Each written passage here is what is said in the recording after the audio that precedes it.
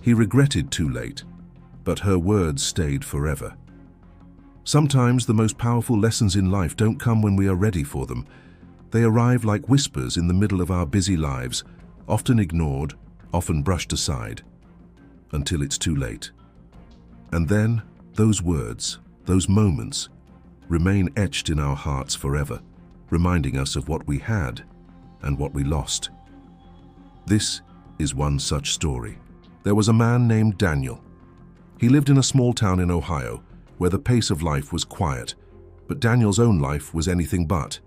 He was ambitious, constantly on the move, always chasing the next big thing. To him, success meant long hours at work, rising up the corporate ladder, and proving to everyone around him that he was capable of achieving more than anyone ever expected. Daniel had grown up in a modest home. His father worked long hours at a factory, and his mother, Eleanor, stayed at home, caring for him and his younger sister. Eleanor wasn't just a mother in the ordinary sense. She was the kind of woman whose heart had endless room. She was gentle, kind, and had a way of turning even the hardest days into something worth smiling about. But Daniel, caught up in his world, rarely noticed. As he grew older, his distance from his mother became clearer.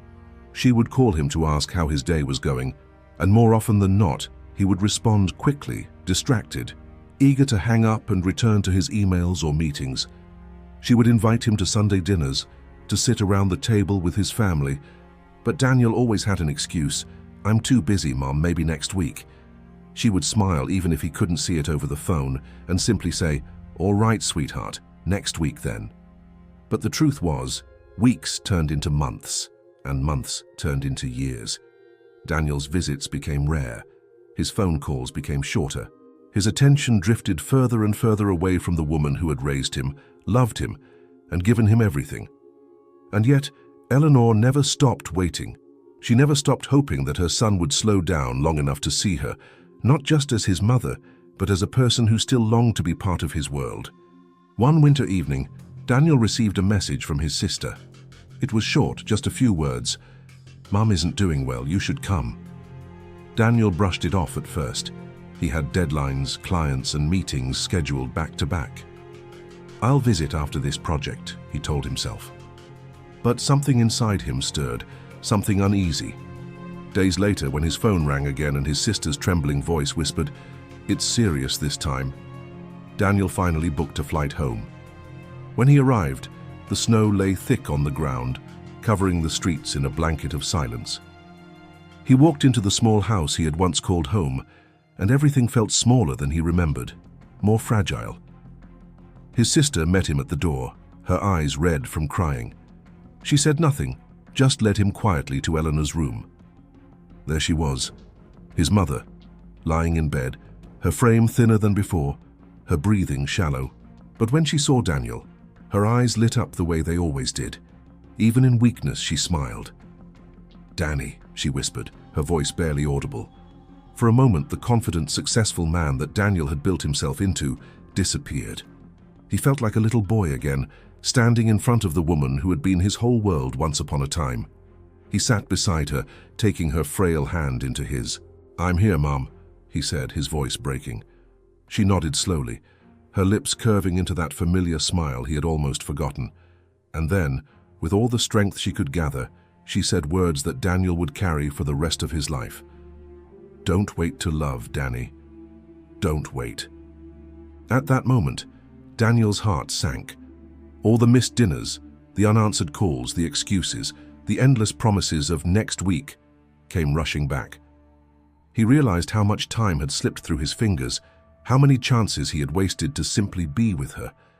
He wanted to say something, to explain, to apologize, but all he could do was hold her hand tighter, tears streaming down his face. That night, Eleanor passed away peacefully, her last smile still lingering in the room like a gentle light. For days, Daniel moved through the motions of grief. The funeral, the condolences, the quiet of an empty house. But in the silence, her words kept echoing inside him. "Don't wait to love." And he understood, in the deepest way, what she meant. Love isn't about grand gestures or perfect timing. It isn't about waiting for the right moment when things are easier, calmer, or more convenient. Love is in the phone calls you answer, the dinners you show up for, the little moments when you pause your busy life to say, "I'm here. You matter." Daniel regretted that he had learned this too late for his mother, but her words stayed with him. From that day on, he made a promise to live differently. He called his sister more often. He showed up for his friends. He learned to leave work early, to choose presence over productivity, to sit with people and really listen.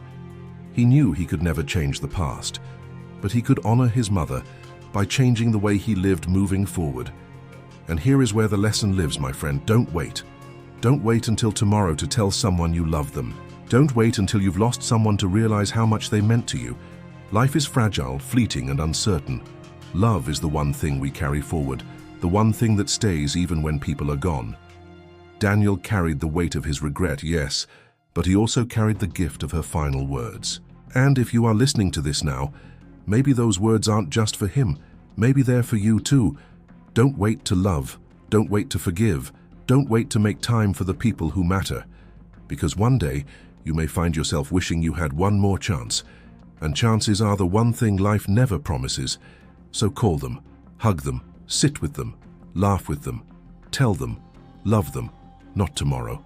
Not next week now, because tomorrow is not promised. But today is yours.